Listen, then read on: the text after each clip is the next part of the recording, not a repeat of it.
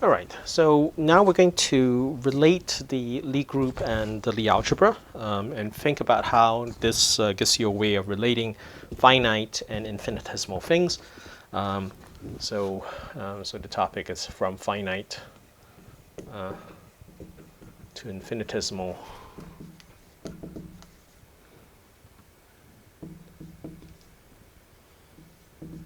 and back.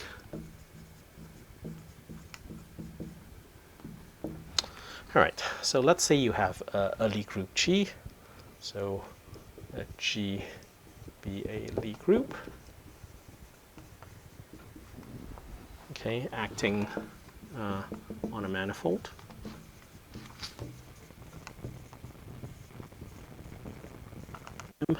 Okay, via a, let's say, left action, lambda, which is a map from G cross the manifold to the manifold. Okay, and let rho of t, right, which is a G-valued curve, right, be a curve which goes to the identity at time 0. Okay, such that rho at 0 is the identity element. Okay, so the claim is that this induces a flow on the manifold. Okay, so this curve induces a flow. Let's call that. So lambda rho of t acts on a point. So a flow map, of course, maps some point in the manifold to some other point in the manifold in a parameterized way, in a time parameterized way, with the idea that when at time 0, it's the identity map on the manifold. Okay, so if you think about what happens here, because of the fact that rho at time 0 is the identity map, and because the action of the identity element on a manifold element is always just that manifold element itself, then this has that property that you have this time parameterized map. It's like of m back to itself with the property that time equals to 0. It's just the identity map on the manifold. Okay, so this is what we mean by a flow map. Okay, a flow on m.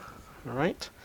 And of course, it's like if you have something like that, then you can talk about the tangent vectors associated with that, okay, or the vector field associated with that, and differentiating this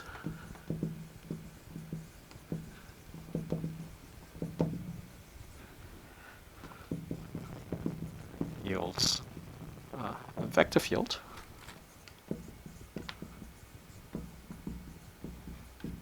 Okay, which I call, say, f of y. Okay, y is a point in the manifold, so this is just a time derivative evaluated at t equals to 0 of this flow map acting on the point y. Okay. All right.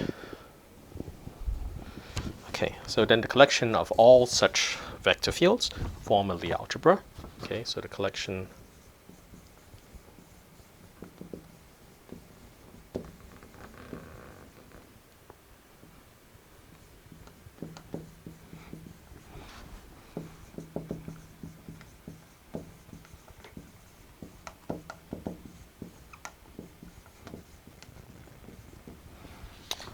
okay. And then you can check that this action or this vector field only depends on the derivative, it's like, of this curve at the time 0. Okay, so note that this vector field f, right, only depends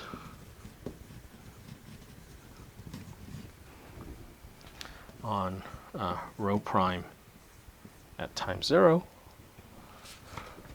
Okay. So what happens is that the tangent space at the identity of the group, right, can be endowed with a Lie algebra structure.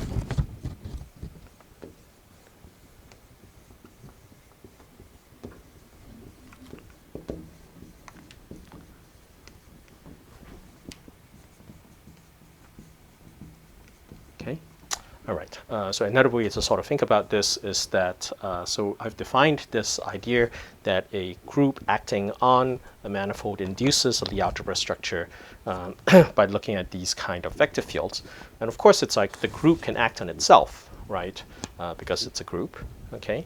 And if you do that, right, then in particular, that, it's like that endows this tangent space at the identity of the group, right, with this with this kind of group structure, this Lie algebra structure.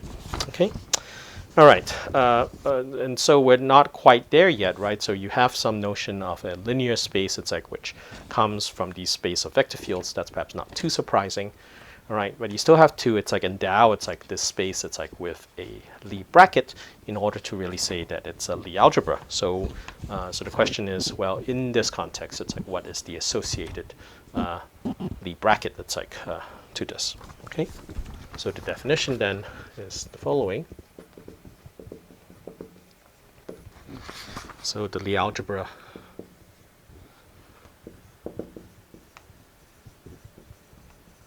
it's denoted by this math frac G of a Lie group. Big G, capital G, is the identity, is the tangent space to the identity of the group, right, with a Lie bracket defined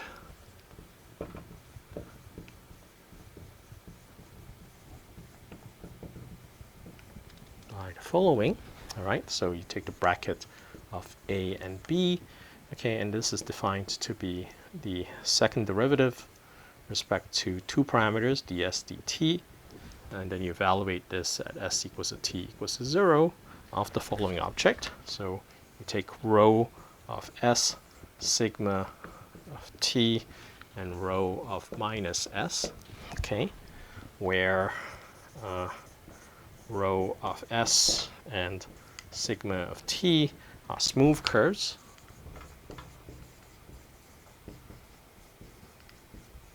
on G, which satisfy the following.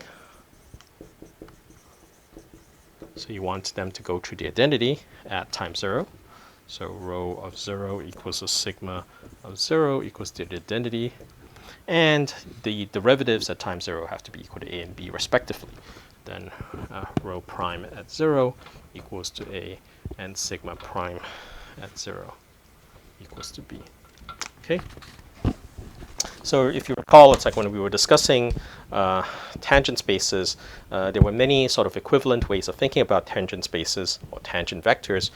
You can think of them in terms of equivalence classes of curves, which is sort of what you're really doing here.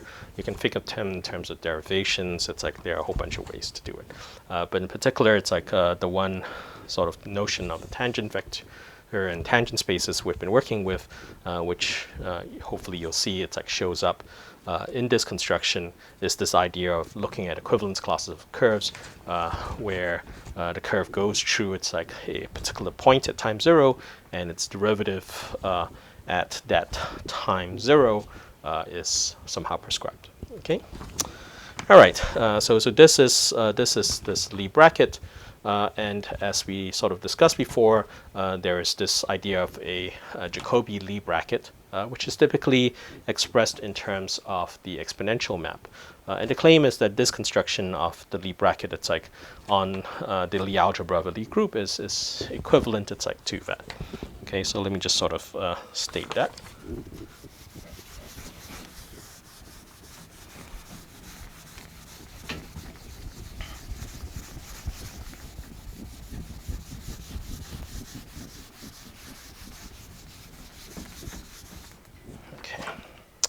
So,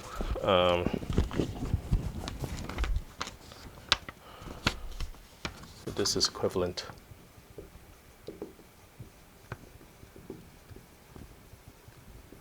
to the Jacobi Lie bracket.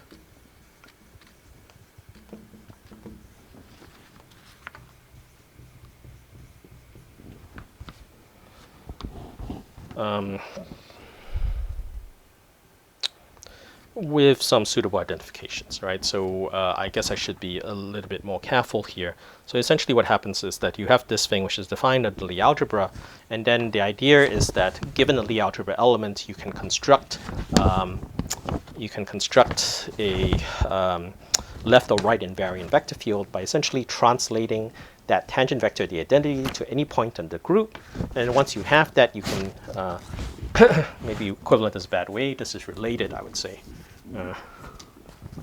So this is related to the Jacobi-Lie bracket because of vector fields, because what happens is that if you restrict the Jacobi-Lie bracket to left or right invariant vector fields, then it induces, it's like this this Lie bracket, it's like on the tangent space to the identity, it's like of a Lie group.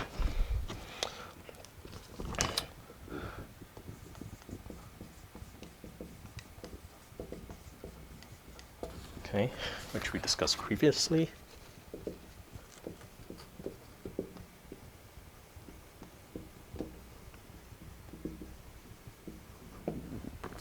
Okay, so and if you recall, it's like the Jacobi-Lie bracket was obtained in terms of an exponential map. So recall that the exponential map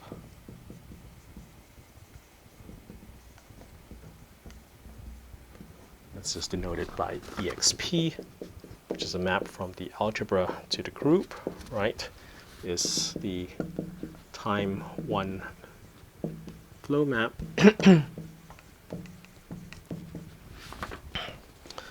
of the invariant vector field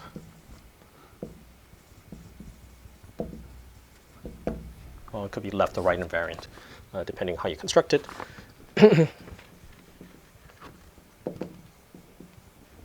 Generated by translating the algebra element, which is an element of the tangent space at the identity of the group, right? Translating this the algebra element that's denoted by C, which is in the tangent space to the identity of the group, right? To all points on the group G, right? By let's say translation, could be left or right translation.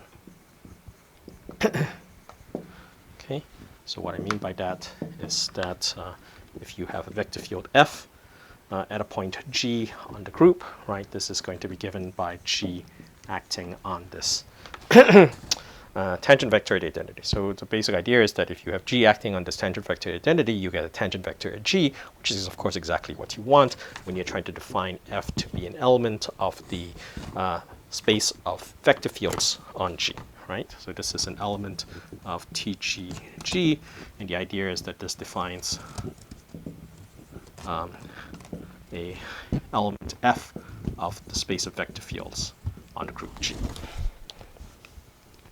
Okay, so if you have that, then the Jacobi-Lie bracket can be expressed in terms of this exponential.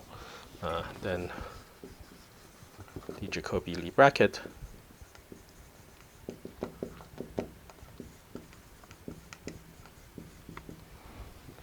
right is defined by the following. Okay, so F and G, right, is equal to d squared ds dt s equals to t equals to 0 of the exponential of sf, exponential of tg, right, exponential of minus sf, and exponential of minus tg.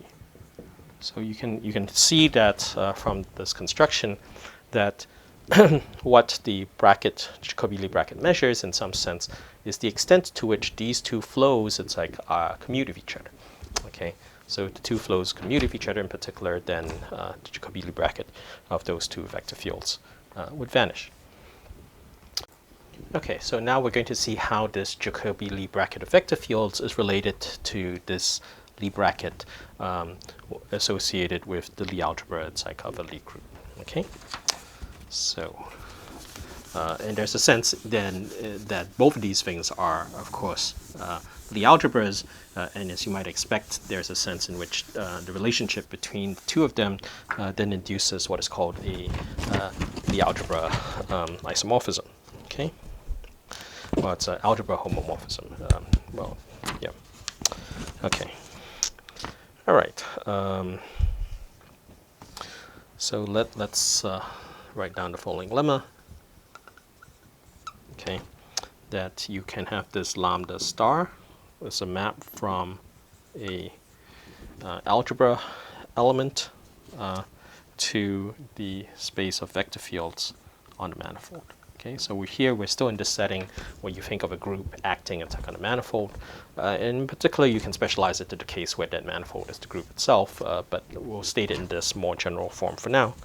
And you define it in the following way, that lambda star and A is an element of this algebra, right? And then Y is an element of the manifold, right? So the idea then is that you take lambda star of A, this gives you an element of the vector field on the manifold M, and then you evaluate this, it's like at a point Y, it's like on the manifold, then you should have a tangent vector to Y at the manifold. Okay, so this is just defined to be ds evaluated s equals to 0 of this action of rho s on y. So this is stuff you've seen by now, okay, where, as you might expect, rho s is a curve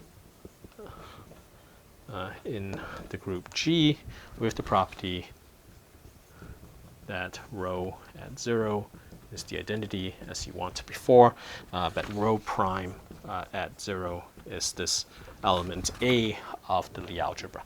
Okay? All right, so then the claim is that this lambda star is a linear map between Lie algebras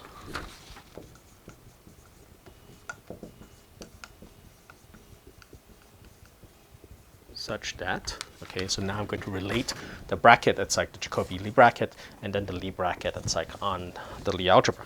So the Lie algebra bracket of two Lie algebra elements, so I'm going to denote this by bracket with this math frac G, is equal to this map, right? Lambda star acting on A and lambda star acting on B. So given A and B, which are Lie algebra elements, this lambda star will map it to a vector field. All right, so these two things are now vector fields in the manifold M. So you can apply the Jacobi Lie bracket defined on vector fields on M to these two things. Okay, and the claim is that those two things are related to each other. So if it turns out that M is the manifold G itself, then this map gives you a what happens is that this map will give you an invariant vector field that's like on G, all right? And then if you, instead of thinking of the map as being a map from the algebra to all vector fields on G, you think of it as a map from the Lie algebra to all invariant vector fields on G, then it turns out that that map is an isomorphism, and then there's a sort of a Lie algebra isomorphism between the space of G invariant vector fields on the manifold G, okay, endowed with the Jacobi Lie bracket, and the space of tangent vectors to the manifold G at the identity, or to the Lie group G at the identity, endowed with the usual Jacobi, the sort of the Lie algebra bracket that's like on that Lie algebra. Okay, so but this is sort of a more general statement that if you just look at this, you have this sort of Lie algebra homomorphism. But if you specialize it to M equals to G, and you restrict this map now to invariant vector fields, then you actually have a Lie algebra isomorphism. Okay, so let me just stop here.